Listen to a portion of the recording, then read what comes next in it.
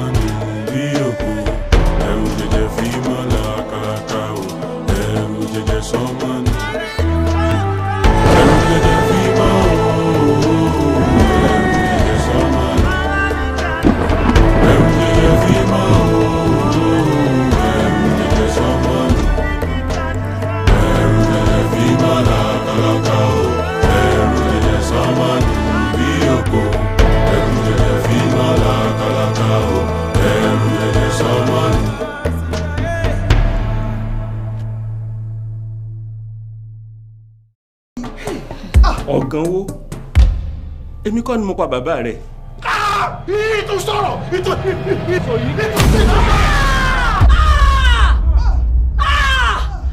Ọ̀gánwó! Bàbá olóyè, ìyá wa kínkín yìí, ẹ dákun mo ní wá tọrọ àforíjì ni fún ìwà aláìmọ̀kan tí mo wù lẹ́ẹ̀kan ní ààfin. Jésù ni ó sì jẹ́ kí ìfúnpá tí ń bẹ lára rẹ náà kò ṣiṣẹ́ lára mi. Ìwọ náà mọ ohun tí kínkín yín lè ṣe fún ọ. Èmi náà tí mo sọ pé kó mọ lọ kó mọ dẹ́ṣẹ̀ mọ́. Jésù náà ló ní kí n sọ bẹ́ẹ̀. Jésù ló ní ká dáríjì o. If you know the higher forces you have offended, why not go back to them and make it right before this death lurking in the shadow comes out and strikes you down? I think I know what to do. Thank you for revealing this to me. You are welcome.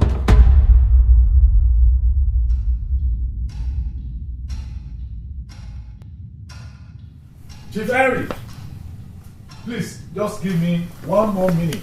All right, sir. I will be with you shortly. All right, sir.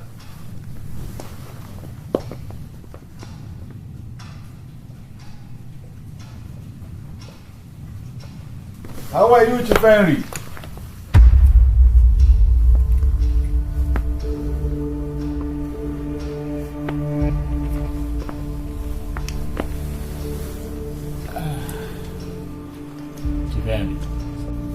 I understand.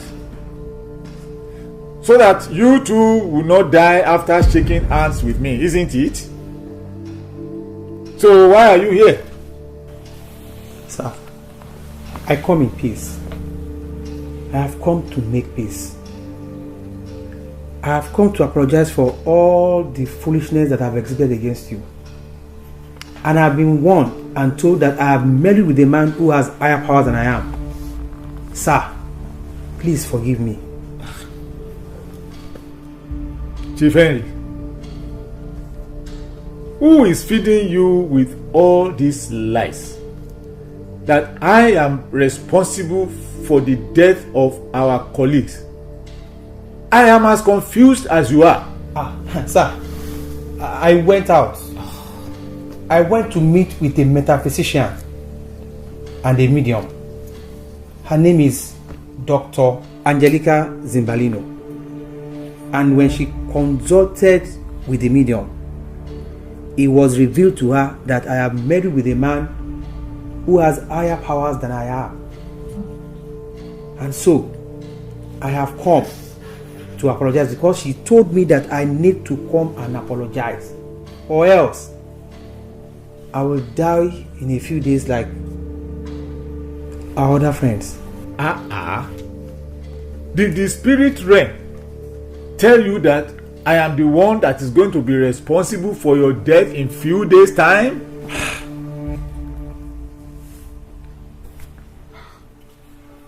I am very sorry. I'm very sorry for all my foolishness and stubbornness unto you. All the things I have said, I shouldn't have said. Please, sir. No. Forgive me. Please, take your seat. Let me stay like this. Please, take your seat, Chief Henry. Just take your seat.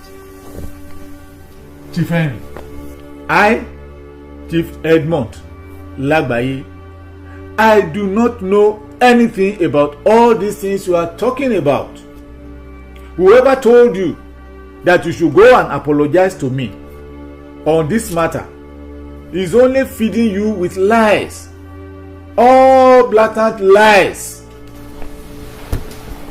My wife is still very young and she's very loving. I don't want her to be a widow soon. I have 3 daughters. They are still trying to make a headway in life. I don't want them to be orphans. Please, sir, forgive me. Now listen, Chief Henry. Did the spirit medium tell you that you have meddled with a higher power? Yes, she did.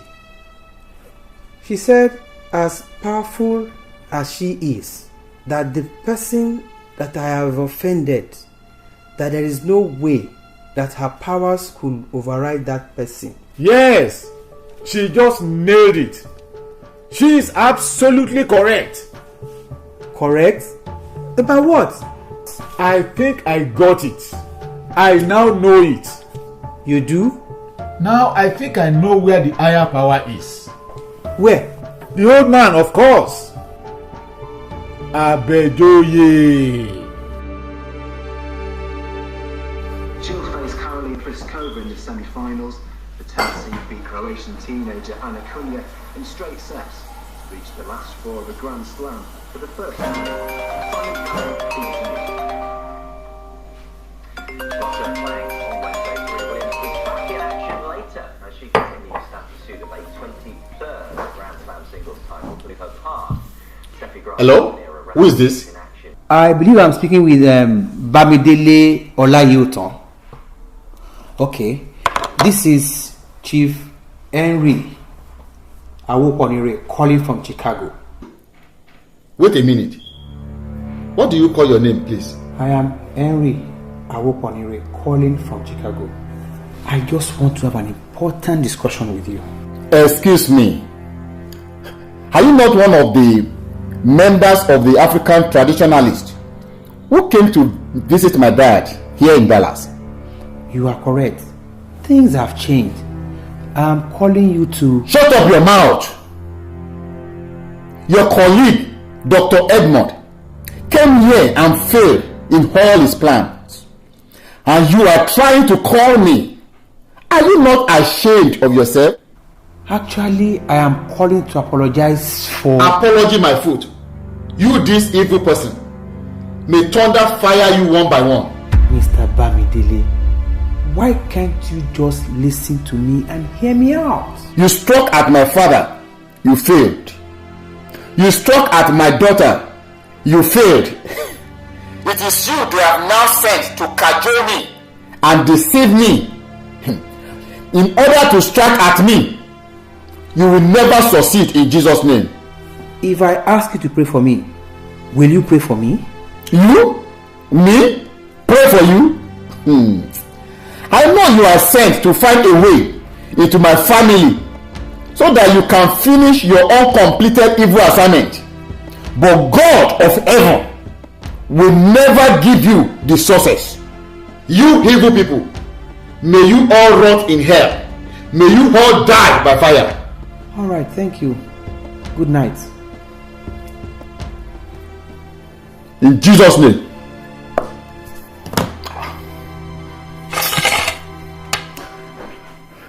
He didn't even listen to me.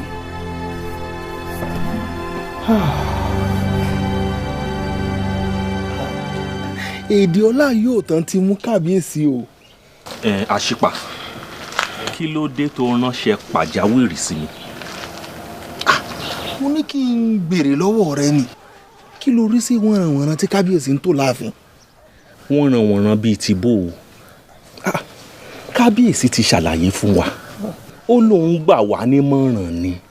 Òun pa láṣẹ, àbí bẹ́ẹ̀ kọ́ ìyá lólódé? Bẹ́ẹ̀ni. Ẹni tó bá fẹ́ kó gbọ́, ẹni tó bá fẹ́ kó má gbọ́, àmọ̀ràn ni, kò pa láṣẹ. Ìyálóde, ó gbọ́ kí ló rí sí? Àṣìpà, ṣọ́ọ̀gbọ́ òótọ́ ọ̀rọ̀. Ó ń gbọ́. Èmi o, gẹ́gẹ́ bí ẹnìkan, ń fẹ́ ìfọ̀kànbalẹ̀ àyà. Mo sì ń fẹ́ àlàáfíà tilétilé mi.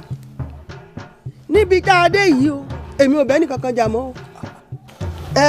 Kínkínyìn tíyà rẹ̀ kú. Ó ti dọ̀rẹ́ Ọláyíòtán. Ọ̀gánwó tí bàbá rẹ̀ náà kú. Ó la gbọ́ pé ó ti ń tẹ̀lé Ọláyíòtán káàkiri yìí o. Ọ̀gánwó nǹkan tó wá fọ́ Ọláyíòtán létí láàfin. Òun náà la wá ti rí báyìí tí Ọláyíòtán ń ṣe lálejò nínú ilé rẹ̀ tán jọjọ́ ń tọwọ́ babọ́ tán ń jẹun. Èwo wà ń tèmi tí wọn a máa gbèjà oníjà. Ọ̀tọ̀ lẹ́ńtà àlùkùmọ̀, ọ̀tọ̀ lẹ́ni tí ń ṣe léegun, ọ̀tọ̀ lẹ́ńtà àṣẹbọ fún, ọ̀tọ̀ lẹ́ni tí òòṣà ń gùn. Ẹ wò ó, ẹ jẹ́ ń wí fún yín. Gbogbo wo ò lè sùn ká kọrí síbì kan náà. Àṣìpà, ibi tó bá wo ní kálukú kó kọrí sí o.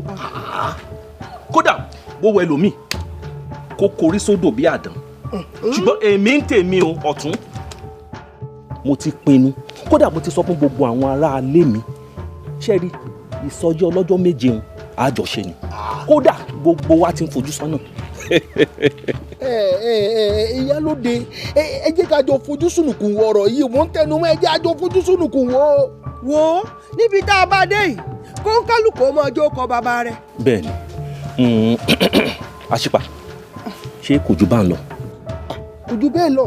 Nǹkan tí mo ní rí fún náà nù. Ìyálóde, mo rí ọ̀nà. Ìpàdé wa o, bí oyin. Ìyálóde, ó dá, mo lọ ná.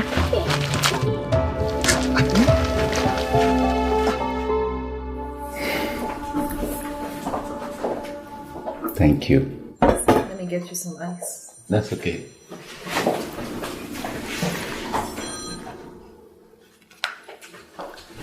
Hello? Who is this? Am I on to Pastor Larry of Deliverance Tabernacle Assembly? Yes, you are correct. Good evening, sir. Please, who am I speaking with? You may not know me. I did a very serious work to get your phone number because of a very serious and important matter. All right. Can you call me back in 20 minutes so that I can finish up with what I'm doing presently? No, sir. We need to talk right now. It is very critical. Please. Okay, I'm listening. Now, listen very well, Pastor.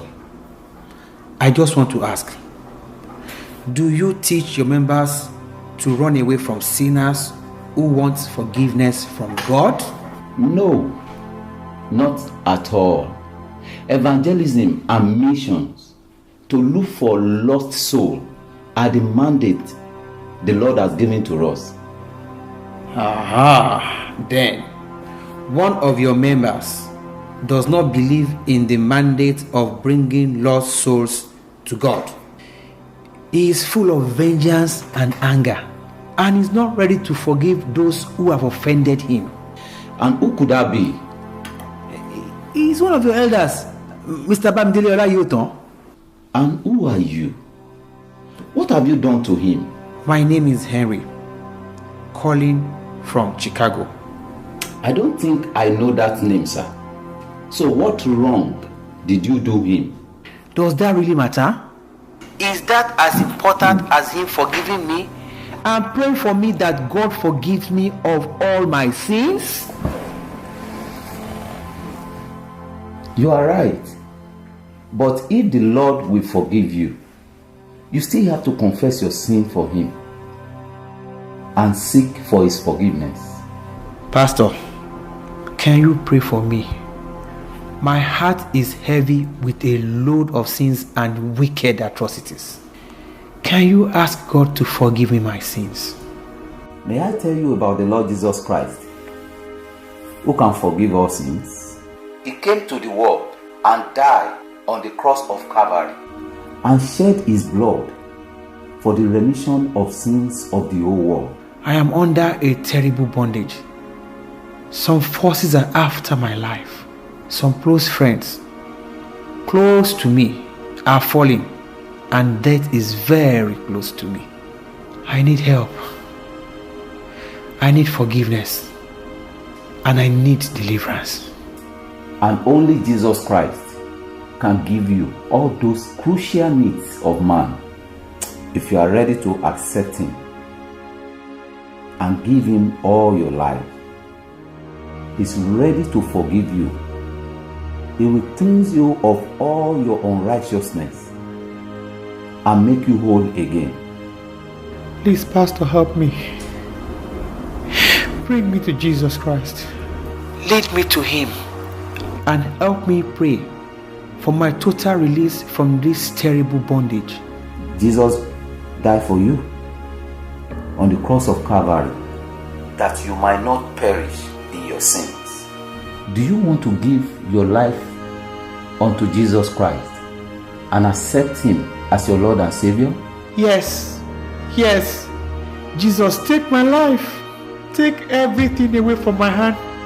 I cannot manage it again. Jesus. Okay. Say these prayers after me. My Lord Jesus Christ.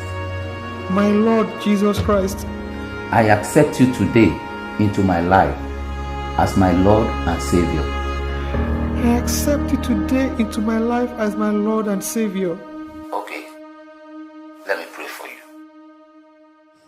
Jogun, èmi ò fẹ́ kó bẹ̀rù lórí ọ̀rọ̀ tó wà nílẹ̀ yìí o.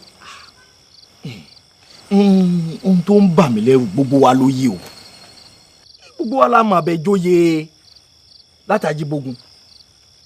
Débẹ̀ Ṣírò. Onípélémọ́. Alágẹmọ. Títí dé Gbódòrógún. Ta ni ó mọ̀ Àbẹ̀jóyè? Àbí Àbẹ̀jóyè tó fi wálẹ̀ ní Ajíbógun ní. Tó gba ìlú Ifọ̀n Ọ̀ṣun lọ. Tó lọ da ìpàdé agbègbè rú. Tó nítorí pé wọ́n pè ń wá sí ìpàdé lọ́balọ́ba ni. Ǹgbọ́ ṣé ọba l'Àbẹ̀jóyè ni? Ọ̀rọ̀ àtijọ́ ló ń sọ. Alábẹ̀jóyè ò lágbára kankan mọ́. Wò láàfin lọ́jọ́ òní. Níṣojú mi lọ̀gán wo ti gbá létí lẹ́ẹ̀mejì ló dùbúlẹ̀ lẹ̀. Sórí ìgbà tí ìròyìn kàn wá lára lórí Pélémù. Gbogbo wa ló ṣe ń kàyéfì. Ìròyìn sì ti lọ dé gbogbo Òṣogbo àti Kírun. Pé ńgbà tí ọmọ àwo ń bí wọn nínú tó gba etí ẹ̀ báyìí wò kò sí ní tó ṣẹlẹ̀. Wọ́n ní kò kú, kò ṣàìsàn, kò rọ lápá, kò rọ lẹ́sẹ̀. Orúkẹ́ rẹ ni orúkẹ́ rẹ lọ̀gán wọn fi gbá létí ló dùgbò lulẹ̀. Ẹnìkan ló fà dìde láàfin lọ́jọ́ tá à ń wí o ní Àbẹ̀jóyè bá dìde. Ọ̀gbọ́n mo sọ fún ẹ pé agbára rẹ̀ ó ti tán ló bá dàbí ọgbọ́n ìpẹ́pẹ́sẹ́ o ọ̀gánwó mo dáríjì ọ́ máa lọ lóun dáríjì ọ̀gán. Àbẹ̀joyè ó dáríjì yàn n ò gbọ́ rí agbára ju agbára lọ ni. ṣé pé Àbẹ̀joyè ti dẹrùn rírọ̀.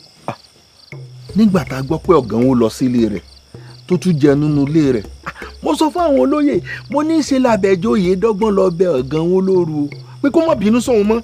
Àbẹ̀joyè ló ránṣẹ́ lọ bẹ ọ̀gánwó. bẹ́ẹ̀ ni ọmọ gidi sì lọ̀gánwó ìyún náà bá lóun ti gbọ́ wọ́n sì dọ̀rẹ́ tipátipá nù ú kódà ẹni tó sọ fún wa lóun rángánwó tí ń jẹ́ àmàlà àtọbẹ̀ ẹ̀lá àti gbẹ̀gìrì nílẹ̀ Àbẹ̀joyè. Àbẹ̀joyè ti dẹran rírọ̀ nù ó dà kí ló fẹ́ ká ṣe.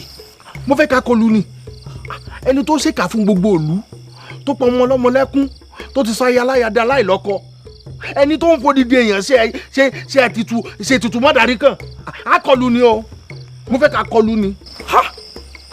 ṣé wàá máa wò ó eléyìí tí Àbẹ̀joyè dẹran rírọ̀ yìí ìlú èbó tó lọ ló kó bá o. ìlú mọ́ríkà tó lọ ni wọ́n ti gba Sunday lọ́wọ́ rẹ̀ wọ́n ti gbé Sátidé lé lọ́wọ́ Ọlọ́run ló mọ irú oúnjẹ tí wọ́n fún jẹ ní mọ́ríkà lọ́hùn tó bá a ṣe jẹ́ ara rẹ̀ jẹ́ kò lágbára kankan mọ́. ó dà bí sí ò pẹ́ ni ẹnìkan ò pẹ́sẹ́ níbo ló ti fẹ́ ká bẹ̀rẹ̀. ibi tá a ti bẹ̀rẹ̀ kékeré nù èèló gan ló fẹ́ gbà. àṣìpà owó èmi n ò ṣe nǹkan kan torí owó ẹ̀san mo fẹ́ gbà ẹ̀san ni ẹ̀san t'Àbẹ̀joyè ṣe fún wa lágboolé alúbàtà ó mo fẹ́ gbà tó o ti gbàgbé ni pé Àbẹ̀joyè ló lé bàbá oníkòkò kúrò ńlùú tí bàbá fi dẹni tó ń gbé onípele mọ́ n tí mi ò ṣe fún kékeré báyìí ni o máa wò mí o kékeré báyìí ni o n tó dánwò lèmi náà ó dánwò yín kàn lè kó láyé yóò gbọ̀rọ̀ lọ. ìyún gan ni mo fẹ́ njọjọ́ mọ̀ yìí pé kábíyèsí ní ìsọjí tí wọ́n bẹ̀rẹ̀ lọ́jọ́ ọba lọ́sẹ̀ tó ń bọ̀ àwọn làwọn ó ṣalága ń bẹ̀. wọ́n wá ní àwọn ti ránṣẹ́ sí oníwàásù tí ó wàásù ń bẹ̀ láti ìlú Òṣogbo.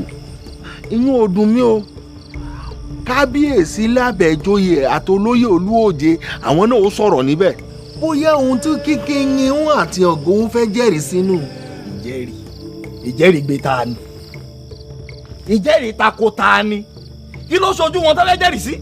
kábíyèsí láwọn ti sọ fún àwọn ọlọ́pàá nílùú Òṣogbo pé èmi Aṣípa pé mo mẹ nípa owó bí wọn nínú mo mẹ nípa abẹ́rẹ́ ajé. dúró náà o tógun omi àbí ohun tó yí Kíkíyìn àti Ọ̀gánwó fẹ́ ṣèjẹ́rìí sínú. ṣé omi tó pamọ́ ni. ta ló ṣàmì pé Àbẹ̀joyè ló pa wọ́n. dẹ̀dún náà ọjọ́gun omi ọ̀nà wo ló fẹ́ gbé gbà ọgbọ́n wo ló fẹ́ ta ogun wo ló fẹ́ gbé ká ọlá yóò tàn mọ́lé. ṣebí kí n ti yanjú rẹ ni fi yókù lẹ̀ fún mi ìwọ fọ̀pálẹ̀ fàfọ́jú nítorí ohun tí ń ṣe inú mi báyìí ló wà iṣẹ́ agbára ni o. èmi nìkan kọ́ ní í ṣe ń pè àfọwọ́fọ̀nà mọ́ra. àfọwọ́fọ̀nà ṣé ìṣe babaláwo tí ń bẹ lónílé pele mọ́. bẹ́ẹ̀ ni ìyókù lẹ̀ fún wa. mo jẹ́rìí ẹ̀. ilé ló lọ tarara. ilé ló lọ tarara. ilé ló lọ tarara. ilé ló lọ tarara. Àbẹ̀joyè relé o. ilé ló lọ tarara. ọlá yìí ò tán relé o. ilé ló lọ tarara. òun l'Àbẹ̀joyè.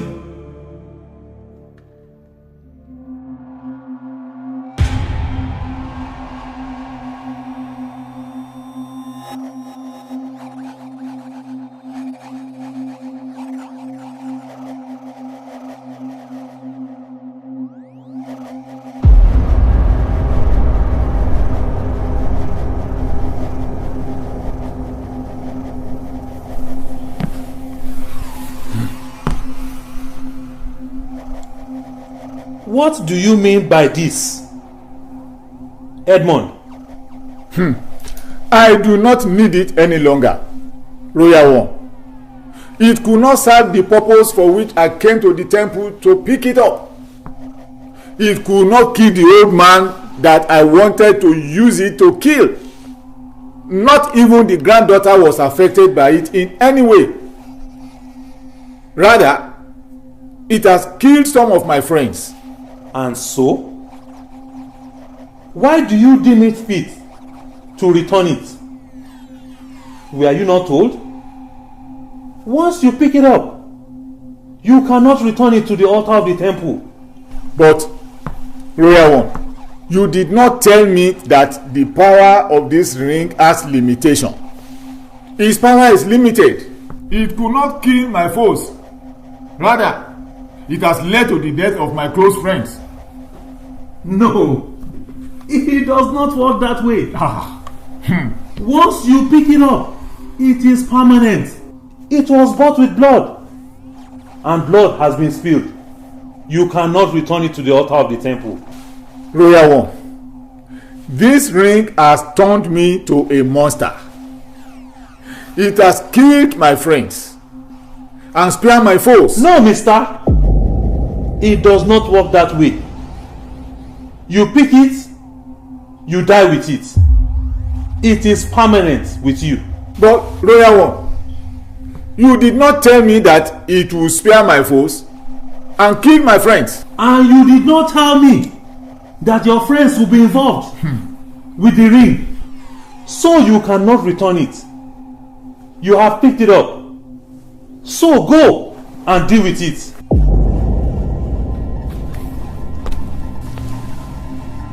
I have come to return what could not work for me. Edmond! Why do you deem it fit to disrespect the Royal One? You cannot bring it back. Come back here and pick up the ring.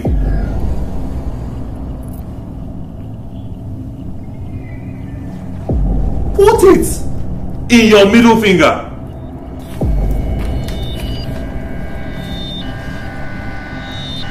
If you have any grievances with the master, go. No! Yay! What is it? My dear. What is it? Talk to me. My dear, talk to me. What's going on? Whoa! Help me! What is going on? What is going on?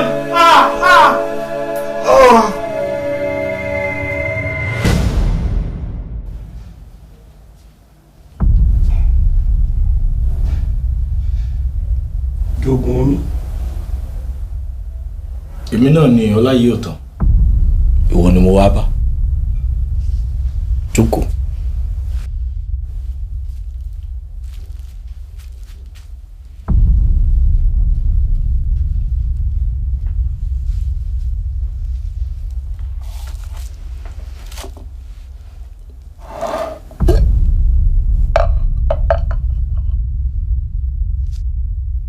Sẹ́sẹ́ olóńgó abirù kéléńjé kéléńjé ẹyẹ àgbègbò abẹ́dọ̀ gírímọ̀ gírímọ̀ àtẹlẹyẹ dúdú àtẹlẹyẹ pupa gbogbo wọn ni wọ́n rán mi sí ọ wọ́n ní gbé fún ọ kó jẹ ó yá máa jẹ.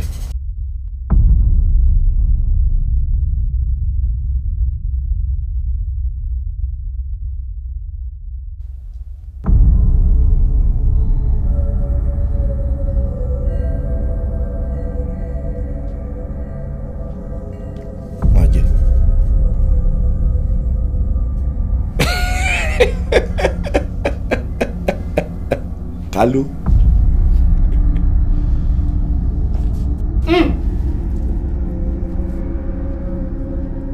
Tó o bá ti jẹ tán kó o dewúrẹ́ jẹléjẹlé kó o dàgùtàn jẹmọ̀jẹmọ̀ kó o dọlọ́yọ̀ bẹ̀rẹ̀ tó ń jẹun lẹ́bàá ògiri.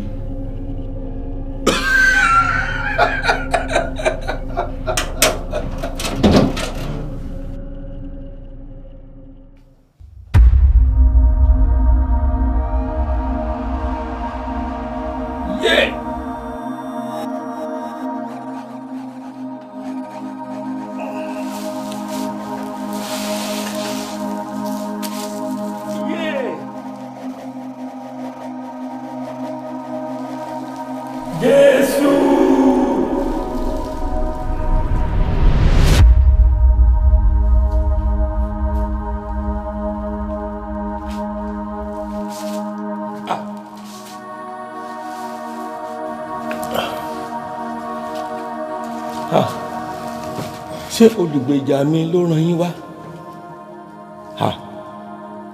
Ṣé tún ti bínú sí mi ni? Ó ní kẹ́ lọ pè mí wá àbí? Kó má bínú sí mi, kó má bínú.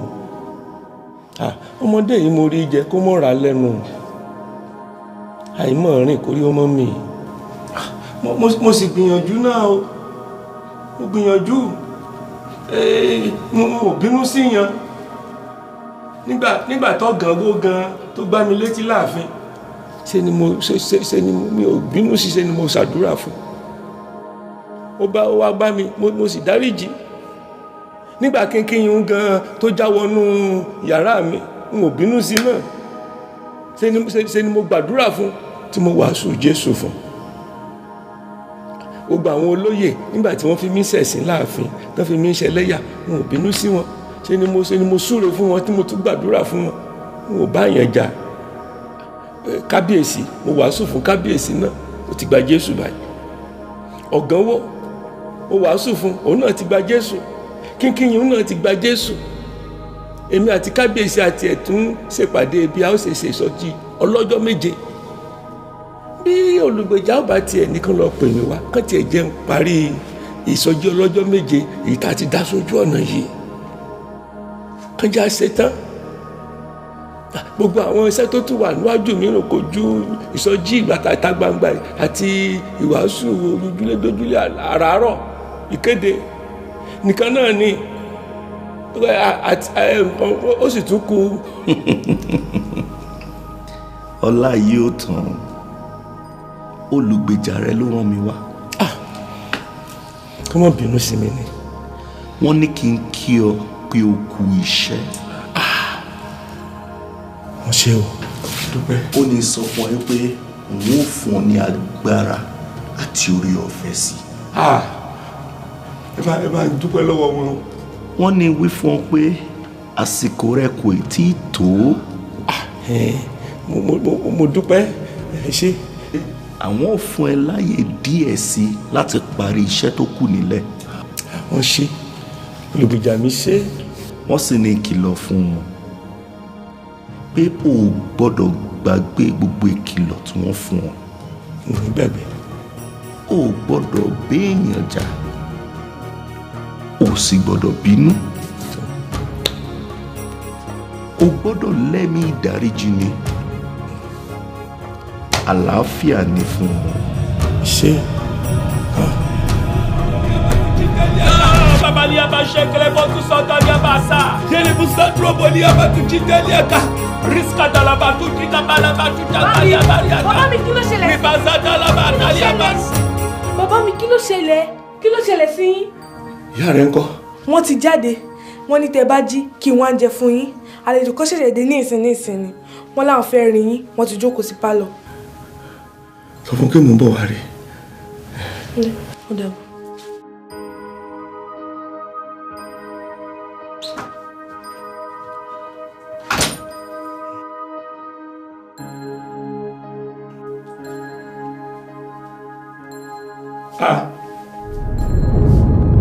Jogun mi kọ́ yìí.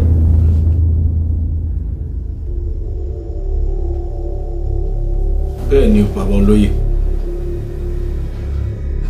wọ́n rán mi sí ọ ni.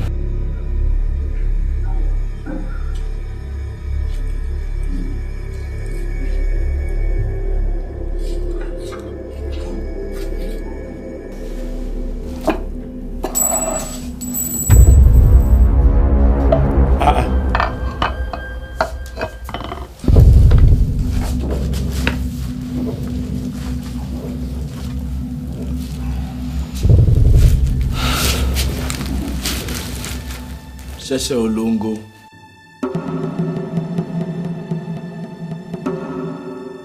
Abidun kéréje. Abidun gírímọ̀. Àtẹlẹyẹ dúdú. Àtẹlẹyẹ pupa. Gbogbo wọn ni wọ́n rán mi sí ọ. Kí náà wí? Wọ́n ní gbé fún ọ kó jẹ. Jogun mi. rárá ìwọ ni kò jẹ́.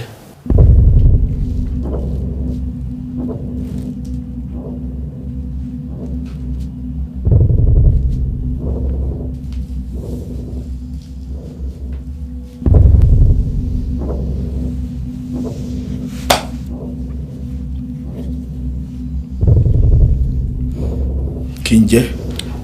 oúnjẹ ikú tó gbé wá ká mi mọ́lé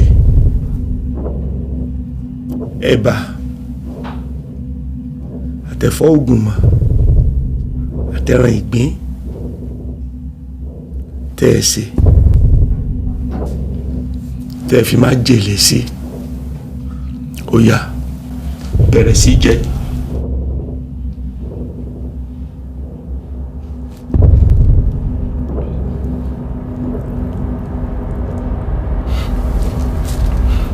ọ̀tọ̀ jogun omi má jẹ o. ẹ dákun ẹ jẹ́ ń jẹ. má jẹ ṣé bó o mọ̀ pé bó o bá jẹ oúnjẹ yìí ọ̀run lẹ̀rọ ẹ̀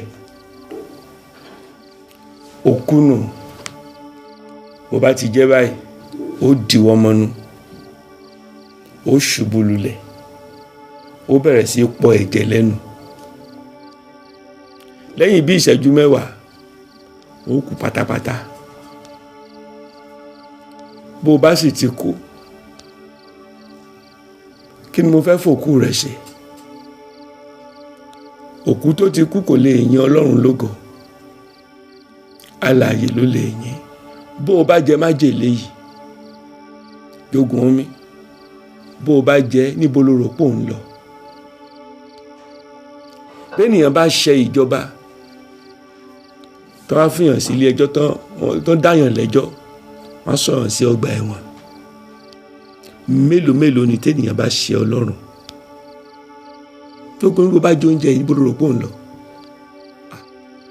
inú iná ló ń lọ iná ayérayé iná àjò òkú inú ìyà ibẹ̀ ló ń lọ iná tí kìí kú ìwọ gan náà ò sì ní kú láéláé tó mọ jóná n ò sì fẹ́ kó o kú báyìí torí n ò fẹ́ kó o jóná. Àbẹ̀joyè dáríjì mi. jogun omi Jésù Olúwa ló ṣe òun ló lè dáríjì ọ kò yà ọ́ lẹ́nu bí mo ṣe mọ àṣírí oúnjẹ tó gbé wáyé Jésù ni òun ló fi hàn mí òun ló sọ fún mi ó ní òun gbóúnjẹ kan bọ̀ ó sì ní mo gbọ́dọ̀ jẹ ó ní bí mo bá ti jẹ báyìí ó ní mo kú nù. Àbẹ̀joyè má bínú sí mi má bínú sí mi. jogun omi àfi kó o bẹ Jésù kó má bínú sí ọ. ìwà mi ti yí padà kì í ṣe ọláyé òtán àtijọ́ ló ń bá yín sọ̀rọ̀ mọ́ nísinsìnyí ọláyé òtán tuntun tó ti dàtún bí òun ló ń bá yín sọ̀rọ̀ yìí kò yà ọ́ lẹ́nu. ẹ má rò pé torí wípé ọ̀gán owó gbá mi létí láàfin n ò lè ṣe nǹkan kan sí wípé n wà lágbára kankan mọ́ agbára ayé ni mi ò ní mọ̀ ṣùgbọ́n agbára Ọlọ́run agbára Jésù Kristi ó ń bẹ nínú mi agbára tó ń sọ ayé mi dọ̀tun ó ń bẹ nínú mi agbára òun ló fi gbogbo àṣírí oúnjẹ tó gbé wáyé hàn mi pé n gbọ́dọ̀ jẹ o pé tí n bá jẹ n ó kú agbára tó ju gbogbo agbára ayé lọ ni agbára Jésù Kristi ọmọ Ọlọ́run. òkìkí ti kàn káàkiri láti onípélémọ́ dé alágẹmọ pé ó ti dẹran rírọ̀ o lágbára kankan mọ́.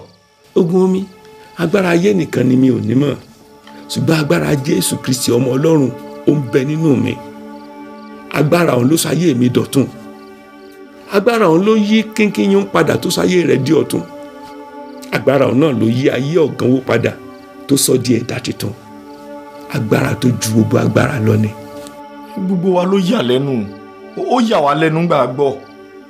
agbára tó ń gbani lọ́wọ́ agbára òkùnkùn ni agbára tó ń túni sílẹ̀ kó nínú ìdè èṣù ni agbára tó ń gbani lọ́wọ́ ẹ̀bi ẹ̀ṣẹ̀, agbára tó ń fúnni lálàáfíà. ẹ ṣàánú èmi náà, ẹ sọ fọlọ́run kó dáríjì mi, kí n ṣe yé ṣe ránran rádaràda káàkiri, ẹ bá ń bẹ̀ kó dáríjì mi. Jogun omi, kò sí ọ̀nà mìíràn bí kò ṣe kó fàyè rẹ fún Jésù, kó sáyé rẹ di ọ̀tun, kó yé bá rádaràda kiri mọ́, kó yé bá ránran kiri bí ajá tí ò lólówó, kó yóò gbà kó nínú ẹ̀bi ẹ̀ṣẹ̀, yóò sáyé rẹ di títàn. Agbára ọ̀hún tí mò ń sọ yìí, agbára Jésù yìí, òun ló ṣàánú rẹ Jogun omi, ní ò jẹ́ kó o jẹ oúnjẹ ikú tó gbé wá, ò bá ti kú báyìí. Ọlá yìí ò tán, ó sì bẹ́mi náà ṣe kí n yí padà, bá ń bẹ Jésù kó ṣàánú mi. O máa ní láti fàyè rẹ fún Jésù ni o. Tó bá ti fẹ́ fàyè rẹ fún Jésù, ó tẹríba, ó gbàdúrà fún ọ. ẹ máa wí gbólóhùn tẹ̀lé mi: Jésù Olúwa mi o. Jésù Olúwa mi o. Mo tọ̀ ọ́ wá lónìí. Mo tọ̀ ọ́ wá lónìí o. Dárí gbogbo ẹ̀ṣẹ̀ mi jì mí o. Dárí gbogbo ẹ̀ṣẹ̀ mi jì mí. Kó o kọ orúkọ mi sínú ìwé ìyè rẹ. Kó o kọ orúkọ mi sínú ìwé ìyè rẹ. Ẹ yí ọkàn mi padà. Yí ọkàn mi padà. Kí n lè máa ṣe fẹ́ rẹ. Kí n lè máa ṣe fẹ́ rẹ. Látòní lọ. Látòní lọ. Àti títí láéláé. Àti títí láéláé. Àmín. Àmín.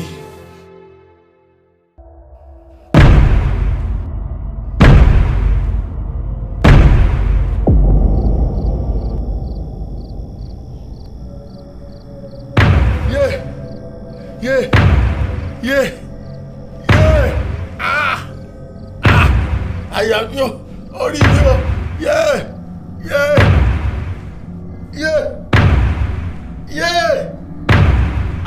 àyà o, àyà mi o, orí o, kí ló dé? Kábíyèsí, bó ló ṣe é ṣe yín? àyà, Abẹ́jóyè o, Abẹ́jóyè. Abẹ́jóyè. Orí mi o, àyà,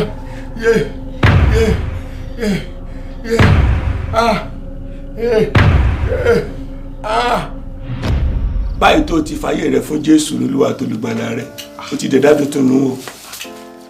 Bàbá olóyè, ṣé pé kò jù báyìí lọ téèyàn fi fàyè yẹn fún Jésù? Ó ti dárí gbogbo ẹ̀ṣẹ̀ mi jì mí. Ohun tèmi náà ṣe rèé níjọ́ tí mo fàyè mi fún Jésù tí mo dẹ̀dá titun, bí mo ṣe ṣe náà rèé. Mo gba Jésù Olúwa tó lùgbàlà mi, ó tán. Ó mọ̀ ṣe o. Láti ẹjọ́ ẹ̀ tí mo ti ń rìn kiri ránran tí mo ṣe rárá dá kiri. Bàbá olóyè, ẹ ṣé. Olúwa ṣeun. Ẹ ṣé.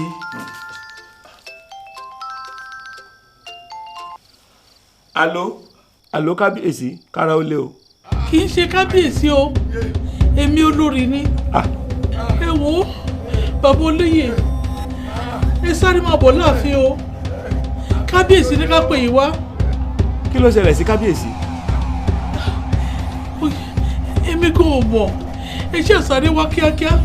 Ó dáa, à ń bọ̀. Kábíyèsí,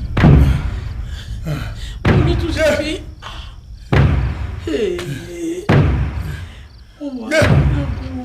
Orí mi o.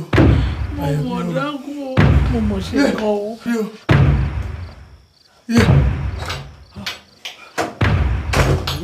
Ìyá wa, wọ́n ti dé, bàbá olóyè ti dé, pé wọ́n wọlé, ó dá ìyá wa.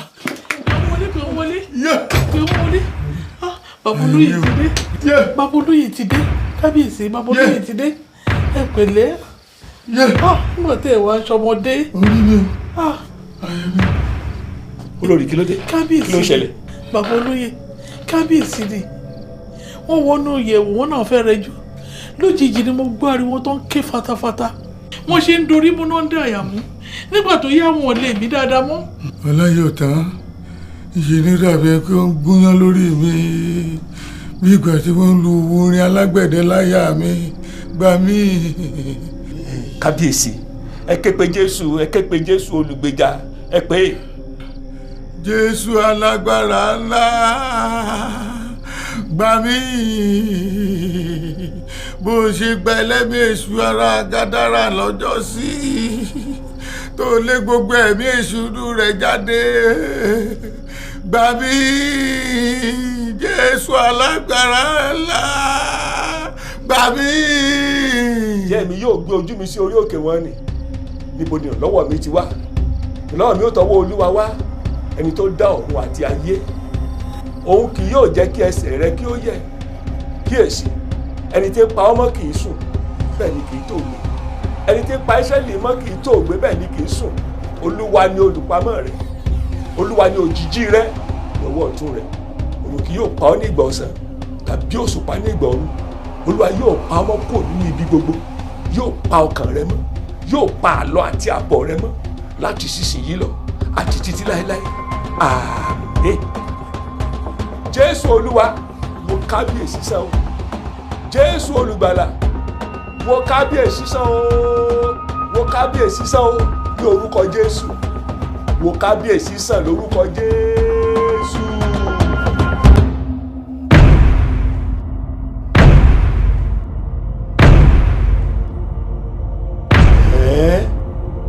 Ìwọ wo nìyẹn?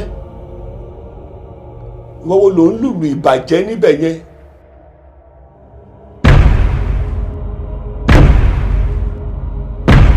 Ìwọ wo ló ń tinú òkùnkùn tafà sínú ìmọ́lẹ̀? Ìwọ ta ni? Dáwọ́ ìlú ni dúró tàbí ìlú ni yóò fàya. Bí ìlú bá ti fàya, ayé rẹ̀ fàya bí aṣọ nu o. Ó yá kíá sísọ lójú, kárójú amú okùn síkà, kárójú ẹni tó ń tinú òkùnkùn tafà sínú ìmọ́lẹ̀. Sísọ lójú.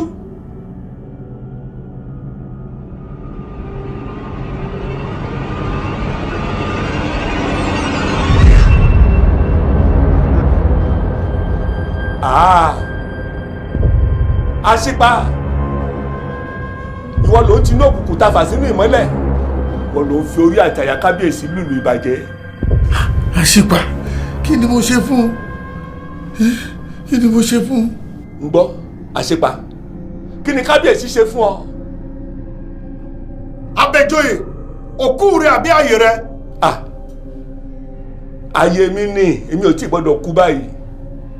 Olùgbèjà mi àtàlágbàwí mi, ó sì ní àwọn iṣẹ́ tó pọ̀ fún mi láti ṣe. Ara ẹ̀ náà lè tí mò ń ṣe yìí. Àbí ìwọ ló rán Jogun Omi láti gbóúnjẹ ikú ká mi mọ́lé? Jogun Omi ńkọ́? Jogun Omi ti kú. Ó ti kú, a sì ti sìnkú rẹ̀ nínú Kristi Jésù. Òun kọ́ ní ń bẹ láàyè mọ́ báyìí, ọ̀tọ̀ lẹ́ni tó wà láàyè. Ó ti pa Jogun Omi. Kí ni kábíyèsí ṣe fún ọ? Ìwọ ló fà. Kí ni mo ṣe? Ìsọjí orí burúkú tẹ́lẹ̀ fẹ́ ṣe lọ́jọ́ ọba, tẹ́lẹ̀ fẹ́ fojú àṣàbáyé bolẹ̀.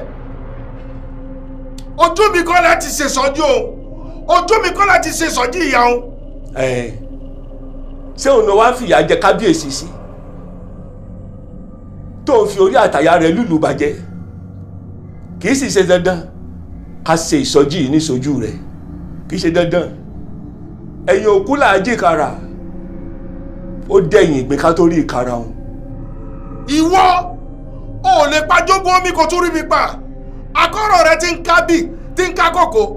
Ọjọ́ tó bá táwọ́ sí odi ẹ̀yìn, yíyá ni ó yà.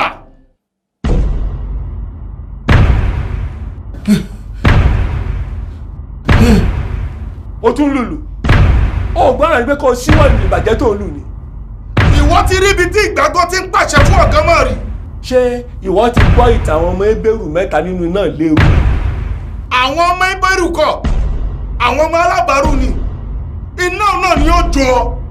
Bó bá jẹ́ bẹ́ẹ̀, àti wọ́n àti ìlú ìbàjẹ́ tó ń lù, kẹ́ ẹ gbiná sọnù ní orúkọ Jésù.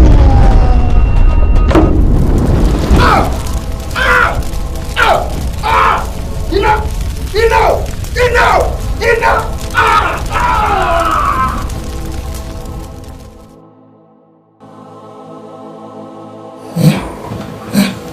Ọláyọ̀dọ̀, kí ló ń ṣẹlẹ̀ olórí?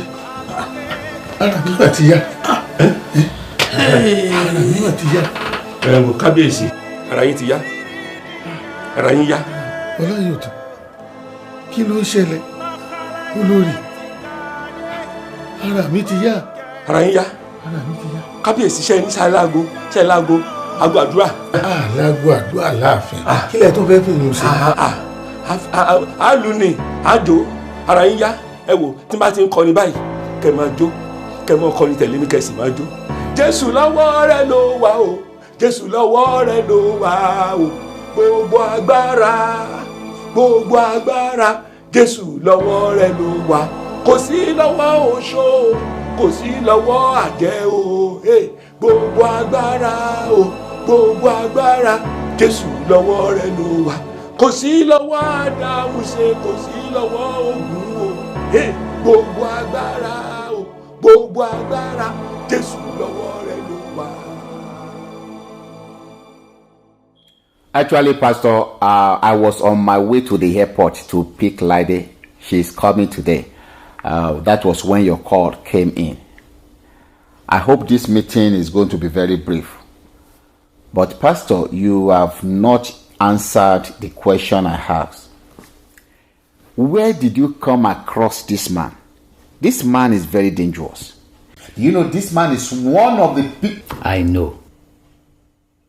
He's one of the men who afflicted Baba, Bra Henry. Brother? Is he a brother? Daddy Boyega. Calm down. Let me explain. What is going on, Pastor? Daddy Boyega.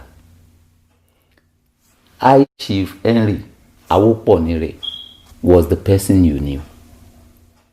But you are just coming across Bra Henry Awoponire, a newly converted child of God, whose sin has been washed with the blood of Christ. No, I don't believe it. That is a lie. Pastor, don't fall for his devilish lies. That can't be true. Daddy Boyega, what is your problem? What is it that cannot be true? That the blood of Jesus Christ is no longer powerful to save the dirtiest of all sinners? Or that the power of Jesus Christ is not great enough to convert the worst of all unbelievers? So, what is it that you cannot believe in this whole matter? These people. Pastor, these people, they are evil and wicked. Wonder shall never end. So, the hand of the Lord is too short to save and deliver the wicked and the evil people. Mary Magdalene, with 7 demons, Jesus saved her. The madman of Gadarene, with legions of demons, Jesus Christ went after him across the sea of Galilee to go and deliver him from the hands of evil forces. So, who is too bad and too evil that the Lord Jesus cannot deliver and save? Daddy Boyega, do you know a worst man with the darkest sin? No, Pastor. A man who still refuses to forgive a man the Lord Jesus Christ has forgiven. That is the worst sinner. Do you know, we would have lost completely this man. He told me how he called you to apologize to you and asked you to pray for him, but you rejected him and you call him names. Mr. Bamidele, I'm very sorry for everything that will put you and your family through. But I thank the Lord Jesus Christ, who has saved me after all. It's a pity that none of my colleagues could be around to encounter Jesus Christ. I'm the only surviving one, the last man standing. What? What happened? Truly, Jesus is the Almighty One. Truly, Jesus fought for you and your family. Chief Afokino is dead. Jesus. Professor Bayegboton has also passed on. What? He said, the man that shook Baba with the evil ring died yesterday morning. Ha! When I saw that death was edging closer to take my life, I called you so that I could apologize and have you pray for me. But I understand. It's quite understandable. I'm sorry. I'm sorry, my brother. Pastor, I have failed again. Daddy Boyega, the brother understands your situation. How honorable would it have been if this man has been converted under my roof? But I was very hungry and impatient with him on phone. And I pushed him away till he got your phone number, Pastor, and you got him converted. I have failed again. Baba was the first incident. I pushed him out of this house, and you got him into your house and preached to him and got him converted. Now this is another opportunity for me. This is another big fat golden fish, but I could not get him converted. Pastor, what type of fisher of men am I? Don't be hard on yourself, Daddy Boyega. The most important thing is that a lost soul has been saved by us.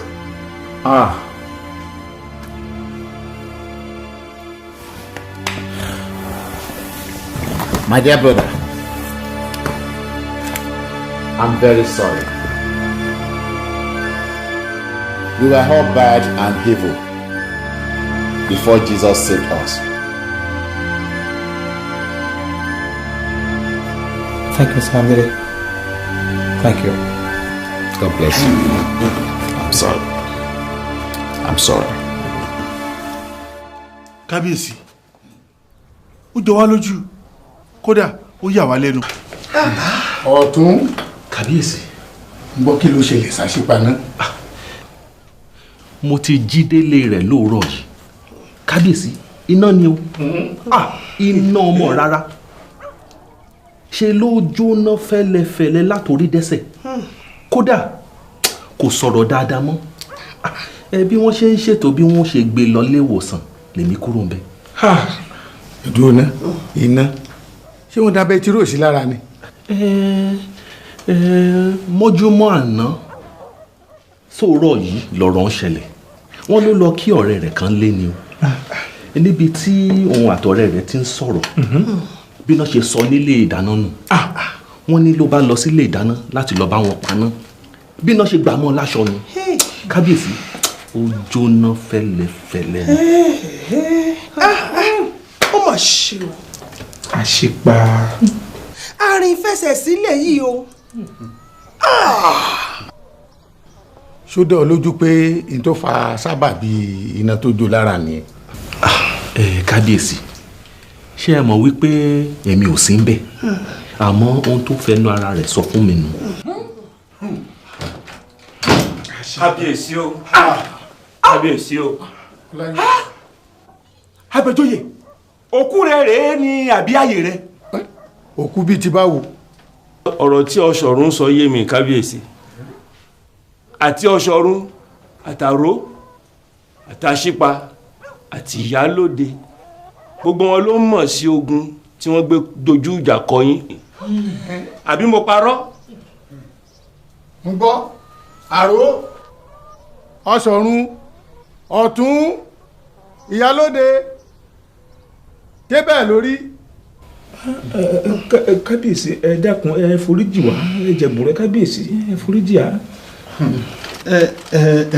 kábíyèsí olóyè Aṣípa ló ṣínà ọ̀tẹ̀ yìí òun ló lọ ká àwa olóyè mọ́lé lọ́kọ̀ọ̀kan ó ní ká dojú ìjà kọyé nítorí ìsọjí ọlọ́jọ́ méje tẹ́lẹ̀ fẹ́ ṣe ní ọjọ́ ọba. kódà wá bí mi náà ó ní kí n fọwọ́sowọ́pọ̀ pẹ̀lú òun láti da ojú ìjà kọ Àbẹ̀joyè àmọ́ èmi lèmi ò já ń tèmi o mo lábẹ̀joyè ti yí padà ó ní rárá òun ò gbà mo gbọ́ wípé bó ṣe kọrí lọ sí Onípélémọ́nù lọ bá Jogun Omi ó sì lérí fún mi wípé nígbà tí ilẹ̀ òní ó fi ṣú ariwo ẹkún àti ọ̀fọ̀ á sọ nílé Àbẹ̀joyè. ẹ wá rí nǹkan báwọn kódà òun gan náà ló tún wá bá mi o wípé títí wòyí o pé Àbẹ̀joyè ó ti kú kó jẹ́ ó jọ mi lójú ńgbà tí mo rí tí Àbẹ̀joyè wọlé sí ààfin láàyè.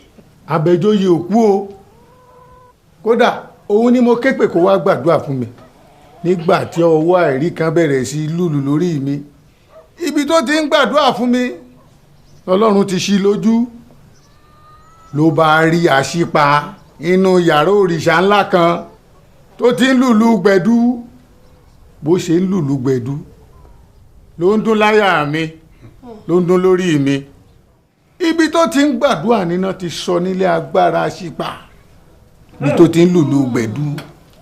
ẹ̀yin olóyè Lájíbógun Jésù ti gba ayé mi là Jésù ti gbà mí ó ti gbọ́kàn mi là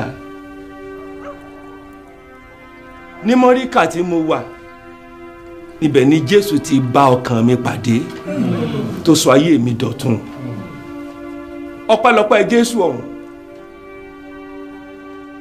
nígbà tí eégún gbọ́ra bí ijó tó wá láti wá nà mí lẹ́gba ẹgba tó gbé sókè láti fi nà mí kò rí mi nà gbogbo ogun tí wọ́n gbé wá láti Ajíbógun sí mi ni Jésù paná rẹ̀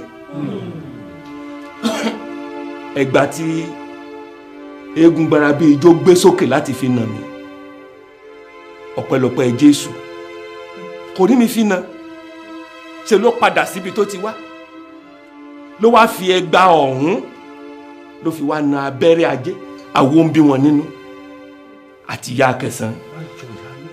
ó sọ bẹ́ẹ̀ náà.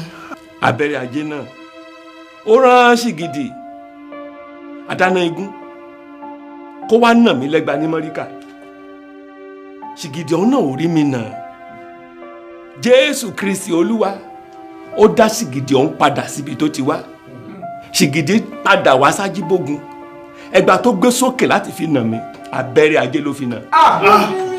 kò wá tán bí. òun ló na abẹ́rẹ́ ajé tó fi kú. kò wá tán bí. àwọn ń bí wọn nínú ńkọ́ ló bá dìde ló fẹ́ bá mi jà látojú oorun ó yọ sí mi lójú àlá ó gbé kùmọ̀ sókè láti là mọ́ mi àmọ́ bó ṣe gbé kùmọ̀ ń sókè láti là mọ́ mi lójú oorun ni mo bá pariwo lórúkọ Jésù ló bá gbiná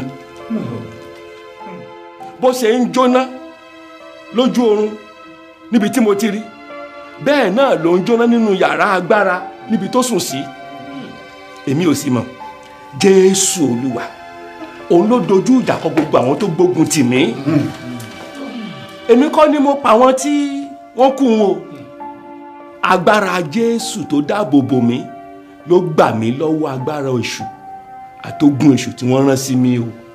ẹ̀yin olóyè ṣé ẹ wá rí wípé Àbẹ̀joyè kan ló pa àwọn tó kù ìwọ̀n ò tiẹ̀ rí gbogbo ẹ̀ ogun tí Aṣípa gbé tì mí ó ṣojú mi báyìí ibi tí Ọláyọ̀tán ti ń gbàdúrà níná ti sọ nílé agbára Aṣípa ṣé kò yà yín lẹ́nu wípé kínkín yan ọmọ ìyá Akẹ̀sán pẹ̀lú gbogbo agbára tó ní níṣe ló tẹríba fún Jésù Àbẹ̀joyè nínú ilé Ọláyọ̀tán ẹ̀yìn Ìjógun Omi t'Aṣípa tún bẹ̀ níṣẹ́ pé kó lọ rèé ká Ọláyọ̀tán mọ́lé inú ilé Àbẹ̀joyè kan náà ló ti tẹríba fún Jésù Olúwa kábíyèsí ẹ wá dáríjì wa ni o pẹ̀lú gbogbo àṣìṣe tá a ti ṣe yìí ẹ dáríjì wa. kábíyèsí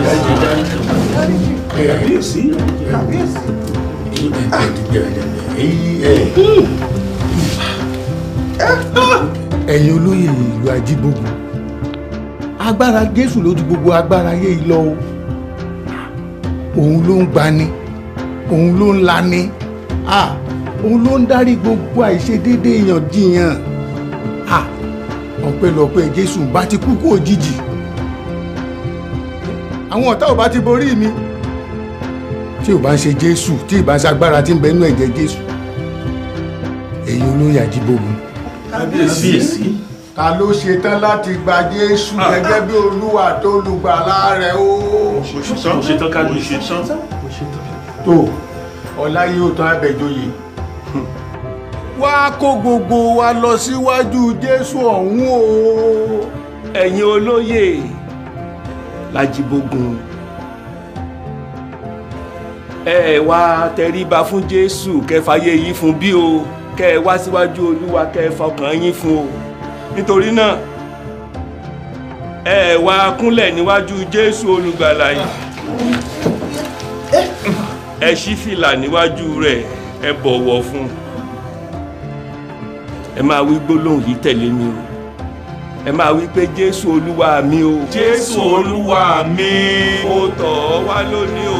mo tọ̀ ọ́ wá lónìí o. dárí gbogbo ẹ̀ṣẹ̀ mi jì mí o. dárí gbogbo ẹ̀ṣẹ̀ mi jì mí o. mo tọ̀ ọ́ wá lónìí o. mo tọ̀ ọ́ wá lónìí o. gbà wá o. gbà wá o. gbà wá o. gbà wá o. gbà wá o. gbà wá o. gbà wá o. gbà wá o. gbà wá o. gbà wá o. gbà wá o.